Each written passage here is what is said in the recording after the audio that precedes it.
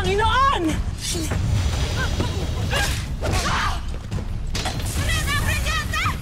Lumabas na!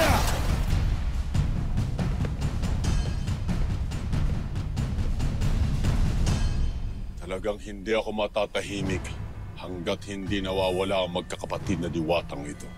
Huwag kayong mag-alala, Panginoon. Tutulong ako sa paghahanap. Unahin mo muna ang iniuutos ko sa iyo, Agane. Ako na ang bahala sa magkakapatid. Bakit ka nakikialam? Sinusumbatan mo pa ako gayong iniligtas nga kita. Hindi ko kailangan ng tulong mo. At sa uli-uli, ayaw ko nang hahadlang ka sa mga nais kong gawin. Hindi mo kakayanin mag-isa, Perena. Mahina ka kung hindi mo kami kasama. Lalo't wala na sa'yo ang ninakaw mong brilyante kay Alena. Huwag mo akong mamalitin. Nagsasabi lamang ako ng totoo. Wala kang laban kay Hagor.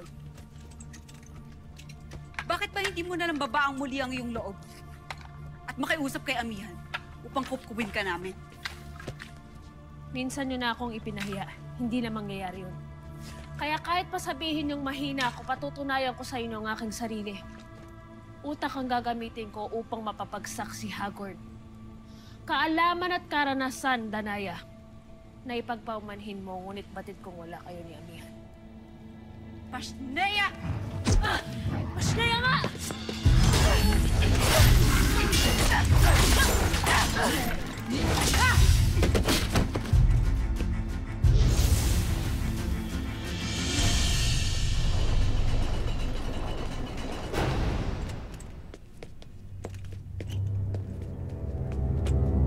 Kayo marahil ang bagong reyna. Ikinagagalak ko kayong makilala. Sino ka? Ako si Agane, isa sa mga mashna ng inyong asawang hari. Ikinagagalak kitang makilala. Nasaan si Hagor? Paumanhin mahal na reyna, ngunit abala siya. Lalo't lumusob dito sina Pirena at Danaya. Nakilala ko na si Perena, ngunit si Danaya. Sino siya? Siya ang bunsong anak ni Minea. Kapatid din siya ni Perena at ni Amihan, na naging reyna din dito.